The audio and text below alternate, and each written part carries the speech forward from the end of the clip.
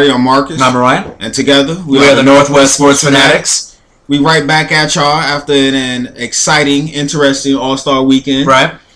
Pretty good show. I still wanted more. What about you? Yeah, I felt a little disappointed. The format was a little bit different. They tried to spice it up a little bit, but I felt that it was missing a little bit there. Okay.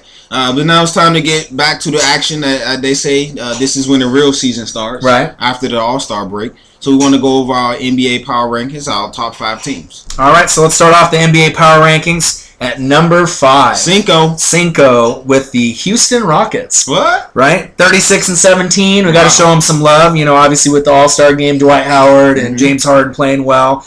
Last few games they played going into the break, you beat the Bucks by 6, which you should, right?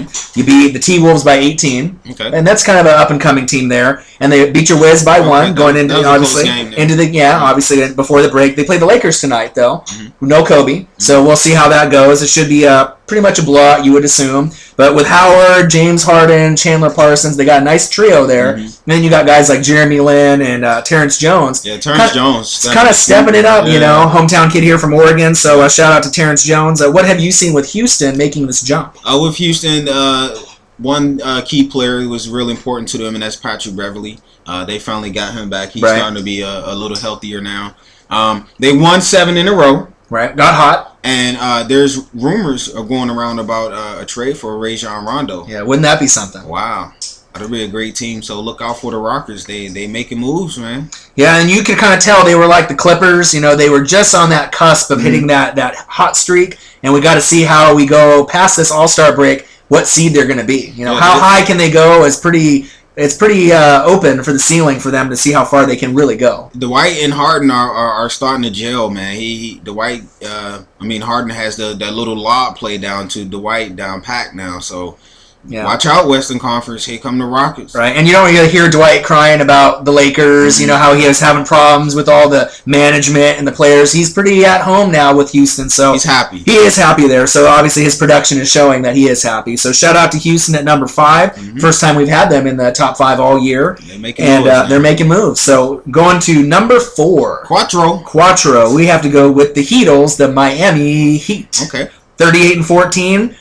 37 wins at the break, and it's almost like, we talk trash about Miami Heat so much. They're not playing good this year. They're not putting the effort. But you really got to think about it. They're only 2.5 behind Indiana. And just think if Indiana slips up or has an injury, you might end up passing them up. And if Indiana doesn't have that home court, they're in trouble. But I do like what the Heat have been doing.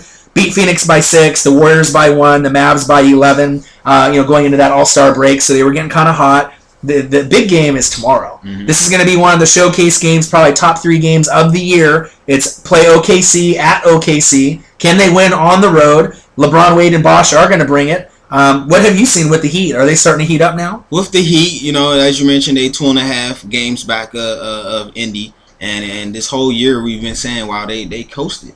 And they're only 2.5 games back. Right. So that just goes to show you the type of talent that the Miami Heat has there on their team. It's after the All-Star break, so I look for them to go on a nice little run here, maybe like 10, 11 wins in a row. Right. It's time for them to step it up in full gear with the veteran squad that they have. I look for LeBron to continue his dominance. The one player I'm looking forward to getting more minutes and to stepping up and helping them reach their goal is Greg Oden. Yeah, we'll have to see how the big man plays, if he can match up, with Hibbert and the Bynum experiment with the Pacers. Also, I want to see if they can win and play consistently without Mike Miller. Because I really felt that they need that three-point shooter, going into the playoffs and going into this stretch run. Are they going to pick someone up before the break? Obviously the trade deadline is tomorrow, so we'll see if maybe they can swoop someone up, but getting someone like a Kyle Korver is not very likely, at least this year. So we'll have to kind of wait and see. But shout out to the Heat. They're the worst team at 38-14. Wow. What a talented group, and they might win it again, and they might three-peat. It's not impossible to think, based on their legacy and how they're doing. And then we'll have to see if LeBron decides to even come back. If he ends up going to Cleveland or going to LA or going to the Clippers, you don't really know where he might end up. So shout out to the Heat.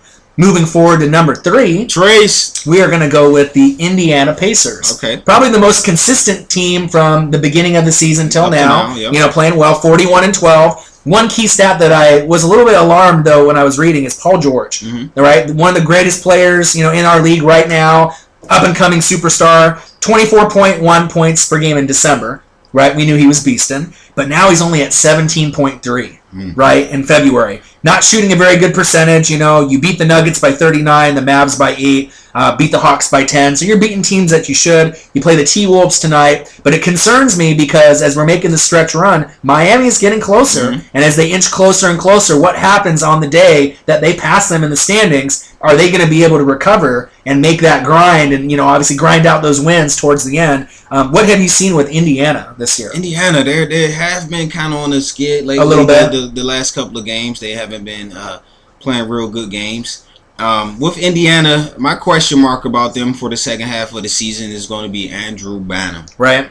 And are they going to start looking over their shoulder to see the Miami Heat right there behind them?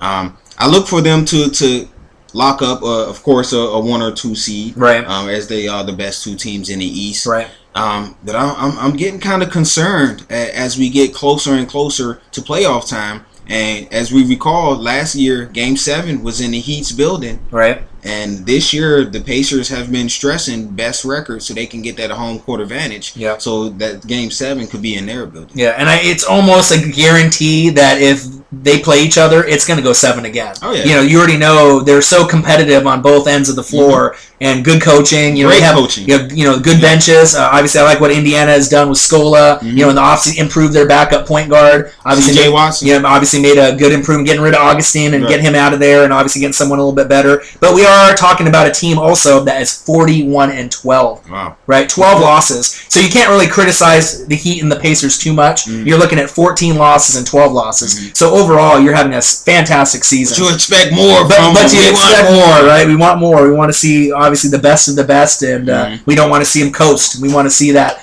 effort all the way through the season. 482, but it's hard. I understand. Right. There's gonna be some. It's a grind. It is a grind. Some teams like Milwaukee don't really get you out of your seat to play good. So we understand that. And then moving forward to number 2, which might be a little bit of surprise to some people, is Lob City. The Los Angeles Clippers. Oh, yeah. All right. 37-19. If you watch the All-Star game, Blake Griffin is a beast. Man. Like, Kevin Love is a beast, but Blake Griffin has really taken his game to that next level. Yeah. He's showing that LaMarcus Aldridge and, Kevin Love are very well-rounded. But now Blake has got a little bit of a jump shot. Yeah, he's getting to the free throw line a little bit more. They beat the Sixers by 45, Blazers by 5. They lost to the Spurs by 10, obviously last night. But I do like what Blake Griffin is doing. He is really taking it to the next level, and obviously having CP3, okay. Chris Paul coming back. That always helps. You do play the Grizzlies on Friday in Memphis, which I think should be a W. OKC on Sunday, so a nice little test there. They are the highest scoring team with 110 a game. The Blazers had that mark for almost the whole season, but obviously the Clippers are getting hot. And defensively, they're in the upper tier of the teams in the league. What have you seen with the Clippers that makes them obviously... You just said it right there, defensively. Right. Doc Rivers came and implemented his game plan and his strategies. Right. And they are executing it right now. I mean, it took them for a while. It did take them a while to switch gears, to get fully acclimated with the system and everything. But now they are hitting their stride with CP3 coming back. My take on them is 2 players.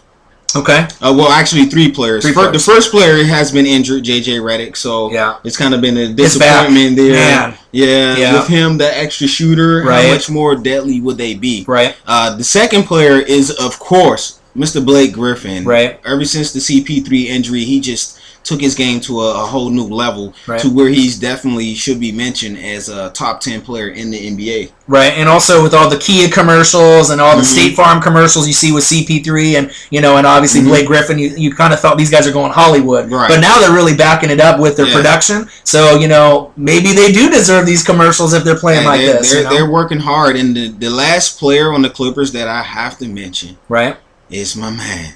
Jay Crossover, Jamal Crawford. Right. 18 points a game. Just go ahead and hand him that 6th man of the year. Who's going to get it over? Yeah, I don't really think anyone has played on his level this year. Very consistent. The Blazers, we knew him very well, had him for a short period of time. And also shout out to DeAndre Jordan. Yeah, DeAndre Jordan, he's got one of the highest, obviously leaping abilities of any, obviously forward, center in the league. And he is going to be a key reason why they advance, obviously, past the first round because of their depth, obviously, with Blake Griffin and DeAndre Jordan. There's not really too many guys, that they're going to... It kind of reminds me, if you remember, back when the Hornets had CP3 and they had Tyson Chandler. They did the little pick and roll, and they were getting points, so I think we might see a little bit more of that. But shout out to the Clippers. This is the highest we've had them. Number 2. And to number 1... Uno, drum roll. Right, drum roll, please. Number 1 is, no shock here, the Oklahoma City Thunder. OKC. Right, OKC, the best team in the NBA, 43-12. You beat the Knicks by 12, Blazers by 3, Lakers by 4 going into the break. Russell Westbrook, right? Fantastic player. He's finally coming back. You got KD, a.k.a. Slim Reaper, the servant. We'll have to see how he continues to play. We already know what he's going to do. Next 2 games are against the Heat and the Clippers at home. Okay. Right? So a nice little test, for the top teams in the NBA. What have you seen with the Thunder? With the Thunder, of course, my big observation is that they are 43-12.